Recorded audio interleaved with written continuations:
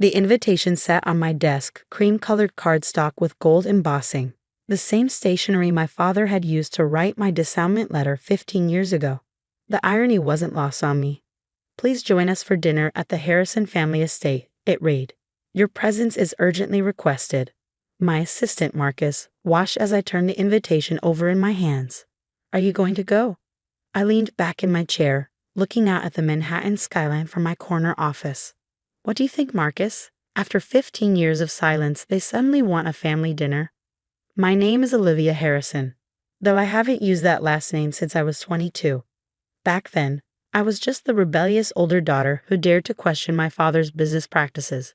Now, I'm Olivia Chen, CEO of Phoenix Industries, one of the fastest-growing technology companies in the world.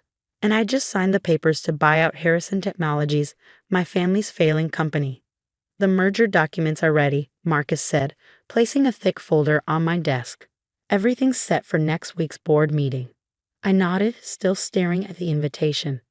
"Have you seen the latest numbers from Harrison Tech?" Marcus pulled up a tablet, scrolling through reports. "Stock's down 60% from last year. Your sister's latest product launch was a disaster. Rumors are they won't make payroll next month." Jessica, my perfect younger sister, who'd always done everything right in our father's eyes. The one he'd chosen to run the company, claiming she had the right temperament for leadership. The same sister who hadn't spoken a word in my defense when he'd thrown me out. "Book me a flight to Boston," I said finally. "Let's see what they want." The Harrison estate hadn't changed in 15 years. Same manicured lawns, same imposing stone facade, same sense of old money and older expectations. As my car pulled up the circular driveway, I saw other vehicles already parked.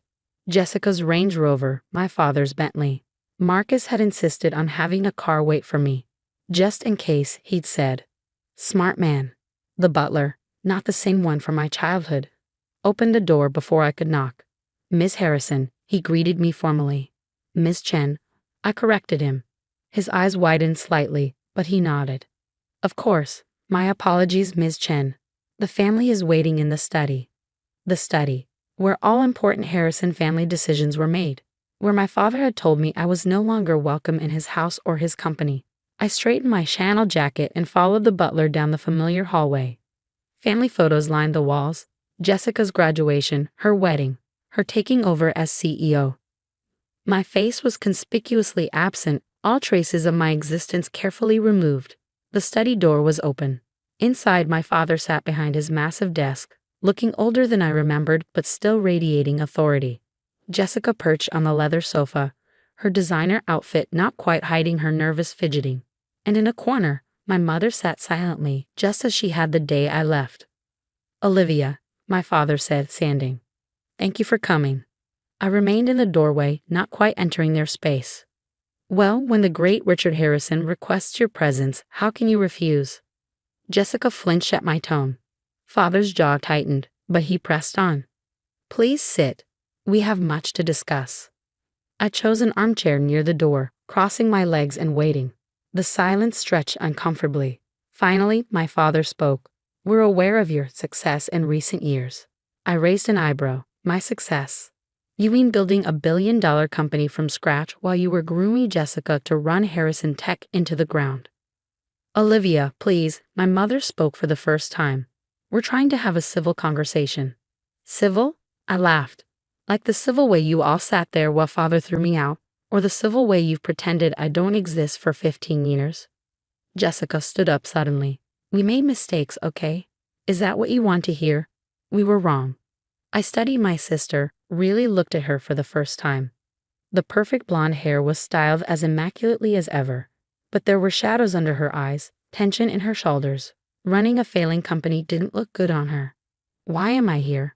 I asked, turning back to my father. He sighed heavily, looking every bit his 65 years. "Harrison Technologies is in trouble. We need your help." And there it was. Not an apology, not an acknowledgement of the pain they caused. Just another business transaction. My help? I kept my voice neutral. "What kind of help?" "We've seen what you've done with Phoenix Industries," he said. "The innovation, the growth. We need that kind of thinking at Harrison Tech." I thought about the merger documents waiting in my briefcase, about the months of careful planning that had led to this moment. And what exactly are you offering? A partnership, Jessica jumped in. Co-CEO position. Equal say in the company's direction. I almost laughed. They had no idea how close they were to having no say at all. Let me get this straight, I said, standing. For 15 years, I was the family disappointment, the one who didn't understand business, the one who wasn't worthy of the Harrison name.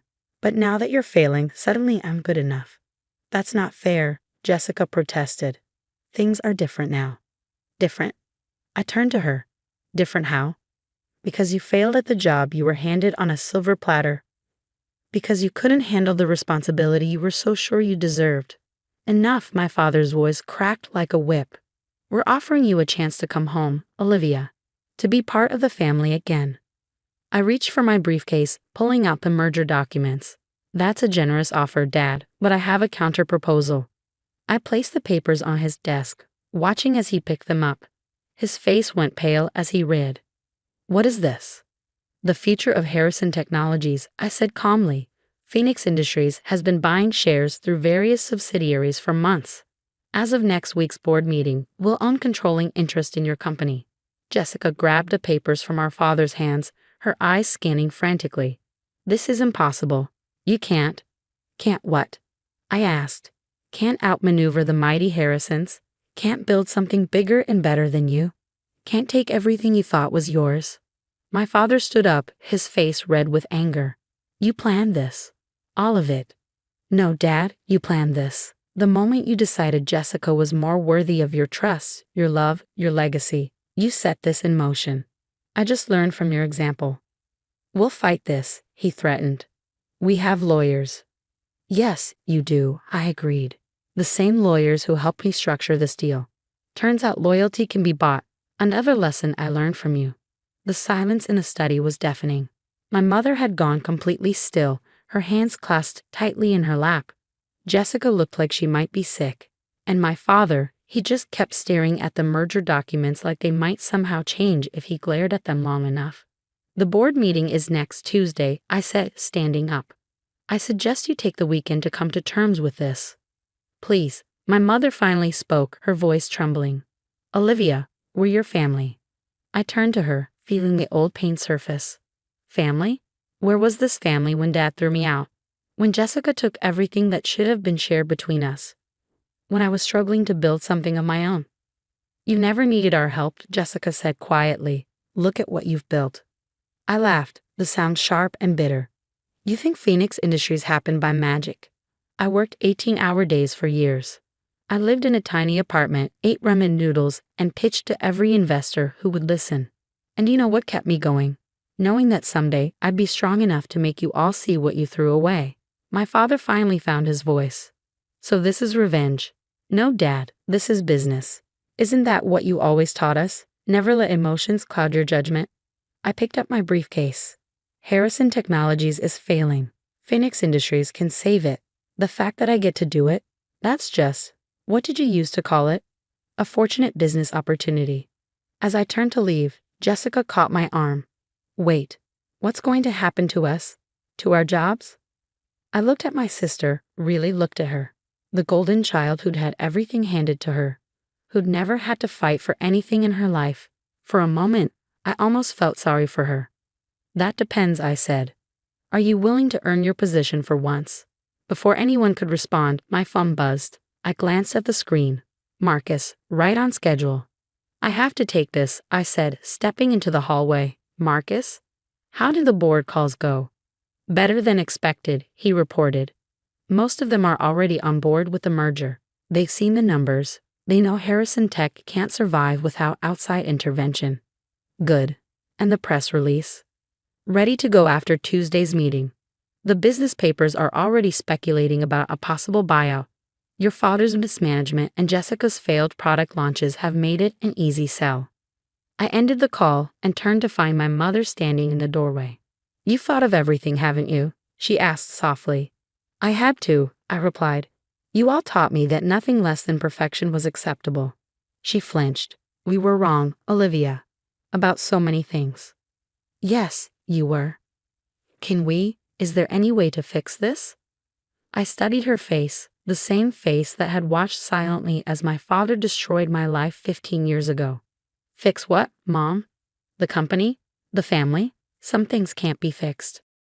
They can only be rebuilt, and rebuilding requires change. Back in the study, my father had moved to the window, staring out at the gardens where he'd once taught Jessica and me about the importance of the Harrison legacy. What are your terms? He asked without turning around. For the company? They're in the merger documents. For the family? I paused. That's more complicated. Jessica looked up from where she'd been reading the merger papers. You're not firing everyone, are you? There are people who depend on those jobs. Unlike you, I actually care about the employees, I said. Anyone who's qualified and willing to adapt will have a place in the new organization. But there will be changes. Big ones. And us? She asked quietly. That depends on you. Are you willing to start at the bottom? Learn the business properly? Prove you deserve your position? She nodded slowly. I think I need to. Good, because that's your only option if you want to stay with the company. My father turned from the window. And me? You'll be offered a position on the board, non-executive, no direct management role. Your years of experience could be valuable, but you won't be running things anymore. He opened his mouth to argue, then closed it again. For the first time in my life, I saw Richard Harrison accept defeat. The board meeting is at 10 a.m. on Tuesday, I said, gathering my things. I suggest you all be prepared. As I reached the door, my mother called out, Will you stay for dinner? I turned back, looking at my family, really looking at them. My father, proud but defeated. Jessica, scared but finally understanding. My mother, hopeful but uncertain. No, I said softly, not tonight. We have too much history for casual family dinners. But maybe someday. The next few days passed in a blur of meetings and preparations. Marcus kept me updated on the board members' responses. Most were enthusiastically supporting the merger, seeing it as their best chance to salvage their investments. On Monday evening, as I sat in my hotel room reviewing the final presentations, my phone buzzed with a text from Jessica. Can we meet? Just us? I considered ignoring it, but something made me respond. Lobby bar, 30 minutes. She was already there when I arrived, nursing what looked like a very expensive glass of wine. Thank you for coming, she said as I sat down. What do you want, Jessica? She took a deep breath. I wanted to say I'm sorry, not just for now, but for then. For not standing up for you when Dad threw you out. For taking everything without questioning it. For being exactly who they wanted me to be instead of who I should have been. I signaled the bartender for a drink. And you're just realizing this now? No, she admitted. I've known for years that I was in over my head. That I wasn't cut out for this. But I was too proud, too scared to admit it. So what changed? You did. Seeing what you've built, how strong you've become, it made me realize what real leadership looks like. I studied my sister, looking for any sign of manipulation. But all I saw was exhaustion and genuine regret. You know things can't go back to how they were, I said finally. I know, I don't want them to. I want to learn, really learn from the ground up. Will you teach me? The next morning, I stood before the Harrison Technologies Board of Directors, my father and sister seated among them. As I presented Phoenix Industries' vision for the merged companies, I couldn't help but appreciate the symmetry of the moment. 15 years ago, in this same room, my father had told me I wasn't worthy of the family business. Now I was showing him exactly what he'd thrown away. The vote was unanimous. By noon, Harrison Technologies was officially part of Phoenix Industries. As the board members filed out, my father approached me. You've won, he said simply. This isn't about winning, Dad. It's about fixing what's broken, in the company and maybe, eventually, in the family. He nodded slowly. I underestimated you. I was wrong. Yes, you were. The question is, what are you going to do about it now? He straightened his shoulders, and for a moment, I saw the man who had once taught me about business before pride and prejudice had poisoned everything. I'm going to watch my daughter run the company I should have trusted her with 15 years ago, he said, if she'll let me. It wasn't an apology, not really, but it was a start. 6 months later, I sat in what had once been my father's office, now my secondary workspace when I was in Boston. Jessica was presenting her analysis of a potential new product line, work she'd done from the ground up, starting as a junior analyst. The market research suggests a strong demand, she concluded, but we need to address these production challenges. I watched my sister confidently handle questions from the team, showing a grasp of details she'd never bothered with before. She was learning, growing, becoming the businesswoman she could have been years ago if she hadn't been handed everything too easily. After the meeting, she lingered behind. That went well, right? It did, I agreed. You've come a long way in 6 months. Thanks to you, she said quietly, for giving me a chance I probably didn't deserve. Everyone deserves a chance to prove themselves, Jessica. Even spoiled little sisters who take 15 years to grow up. She laughed, a real laugh, not the artificial one she perfected for society parties. Mom asked me to remind you about Sunday dinner.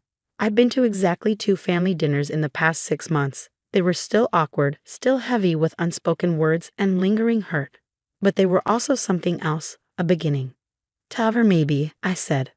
I have a lot of work to do. You always have a lot of work to do, Jessica pointed out. But maybe that's not all there is to life. Maybe sometimes family dinner is just family dinner. I looked at my sister, really looked at her. The entitled princess was gone, replaced by someone more real, more substantial. Maybe, I agreed. We'll see. Later that evening, as I worked late in the office, I found myself looking at an old photo I kept in my desk.